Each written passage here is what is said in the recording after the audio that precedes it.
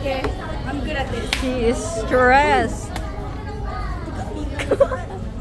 She is stressed, yon. She's stressed. Okay. So, itong una akin yan. Kasi large ako eh. Edi, ikaw, 1 pieces chicken nuggets with fries. Ang total nun is 119 plus. Kapatid ko yan, kulit niya. Plus yung nag-order ka pa ng medium fries. Isang medium fries, diba? So, 25 yon. Tapos, my memory is too dumb. Isa ka pa ng nag-order ka pa ng isang Coke float.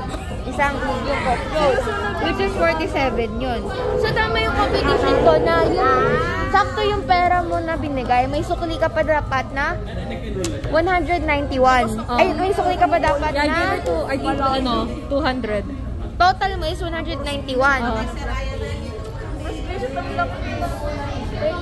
May sukli ka pang 9. Kumuha ka dyan ng 9.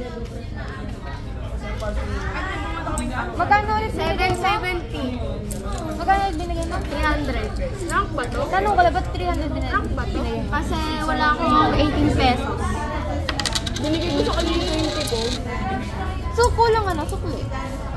Binigay ko sa kanya yung... Dapat yung Wait, dapat 770 ang total natin. Ang binigay namin ni Bella na pera. Tapos magkano yung total? Wait. Tingnan mo. Uy, may punching bag siya. Ay, meron. Total. 738. Wait lang. Pag plus niya yung 300 binigay mo, di ba, Pia? 300 plus 250 plus 200. 750 yung binigay mo in total. So, pag inano natin yan, 2 plus 15 plus 119 plus 25 plus 94 plus 198 plus 7. You see, girl is very, very serious right now. So, kulang talaga. Natin is 738. May tax ba? May tax ata eh.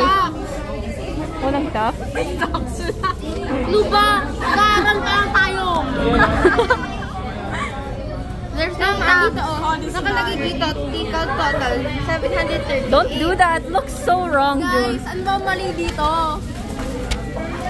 Sa amin yun. Sa amin is yours? Ang weird. Kasi kaguyain nyo na kasi. Te, Yay, natin na yung saga.